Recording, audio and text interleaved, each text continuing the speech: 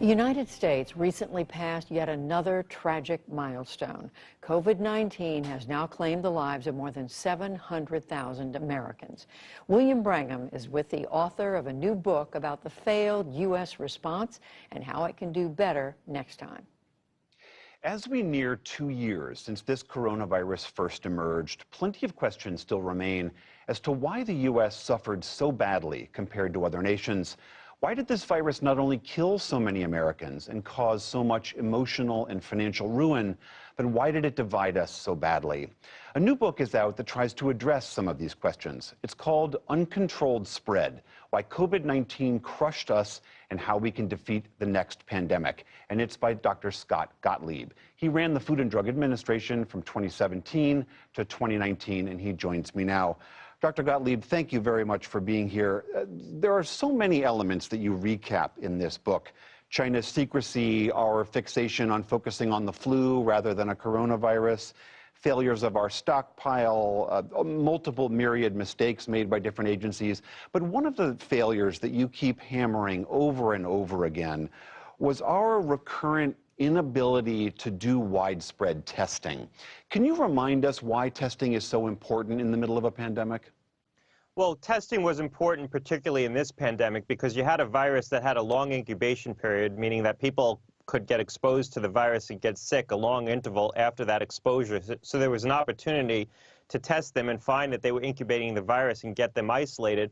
And also, people spread the virus when they were asymptomatic, and some people who went on to spread the virus never developed symptoms. So testing would be a very important tool in trying to control spread under that circumstance. The challenge was that we had prepped for a pandemic involving influenza, and influenza has a short incubation period, and typically people aren't contagious until they manifest symptoms. So we just never prepared the capacity or the planning to roll out a diagnostic test at scale. And as you also point out, not only did it make it very difficult for us to spot where the virus was initially and give us a chance to stop it, but it also then, when we did impose fairly draconian lockdowns, we imposed them everywhere because we didn't know where the virus was and where it wasn't.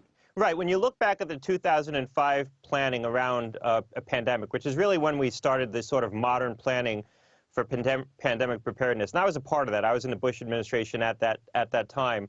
But the planning always envisioned that that mitigation would be carried out on a sort of city-by-city basis, because the presumption was you would know where the virus was spreading. But in the early days of this COVID outbreak, not only didn't we know where it was, we didn't know where it wasn't. And so we implemented those mitigation steps across the whole country. But there were clearly parts of the country where this virus hadn't spread to. But we implemented a full 45-day shutdown of non-essential businesses, really an extraordinary step. And what happened was, when the virus eventually spread to the South later that summer, the political support for shutdowns had dissipated. People down there said, look, you told us to shut down in the spring. We did it. We didn't have to, and we're not doing it again. And so without a diagnostic test, we really were blind to the spread and couldn't target the most onerous interventions. You lay a lot of the blame in this book on the CDC for botching its initial tests, for how it gathers information, for how it relays that information to the general public. When you look back at the near 2 years of this pandemic, does the CDC's response make sense to you? Does it seem like they should have done differently, or in fact, this is how the organization was built? It's the way we built the organization. I mean, the organization really wasn't equipped to respond to a public health crisis of this magnitude. They're accustomed to taking a lot of time, getting very bespoke data feeds, and doing very careful, rigorous scientific analysis and surfacing answers, sometimes weeks, maybe months after an event. They're not the Joint Special Operations Command. They're not accustomed to surfacing real-time information and, surfacing partial conclusions to inform current policymaking. There was a presumption that CDC had the ball, and they didn't have the ball. Now, the CDC, I don't think, really raised their hand and said, hey, guys, we don't have this. We need help. This isn't what we typically do. So was that a failure of leadership at the top to recognize that the organizations we had and the way they were structured were maybe not up to the task, and we need to, on the fly, admittedly, deploy new tools? Yeah, look, I think it was a failure of leadership at the top.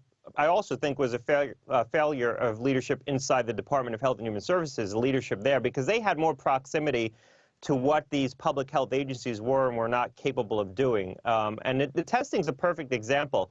someone needed to pick up the phone at some point in January and call the major diagnostic manufacturers and say, hey guys, this is concerning. We think this may turn into a global pandemic. We need you to start scaling the production of diagnostic tests right now, because the lead time on doing that is 4 to 6 weeks in a best case scenario. That phone call really didn't get made till the end of February. When you look at this past almost 2 years now, do you have a sense as to why we became so politicized? I think that's where political leadership comes in. You have to galvanize the public behind some collective action to try to get some consistent adherence to these kinds of measures, and we didn't really have that. There was a sense in the White House, and I was in touch with the White House a lot over this time period, that uncontrolled spread was inevitable, and there wasn't really much we were going to be able to do about it, and the interventions were going to be costly without much benefit, and I simply disagree with that. Your book is full of examples of things that we ought to do better, from better surveillance to how we should treat this as a national security threat, which it so clearly is. Lots and lots of good suggestions going forward.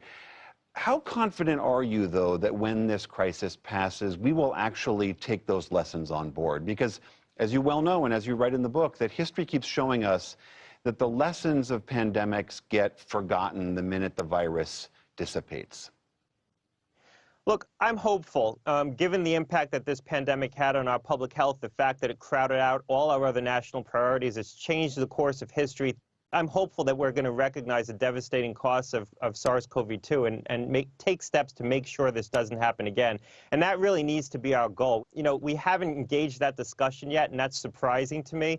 You know, it could be the fact that we're just in the throes of the current pandemic, so it's hard to reflect on how to prevent the next pandemic, but I don't think it's too early to begin that discussion. And you don't see that happening in earnest. You don't see commissions being created. You don't see Congress working on legislation. That needs to start sooner rather than later, because I think if we get too far out from this, some of those lessons learned will be lost, and maybe some of the public support that we need will start to dissipate. All right, the book is called Uncontrolled Spread: Why COVID-19 Crushed Us and How We Can Defeat the Next Pandemic. Dr. Scott Gottlieb, thank you very much for being here. Thanks a lot.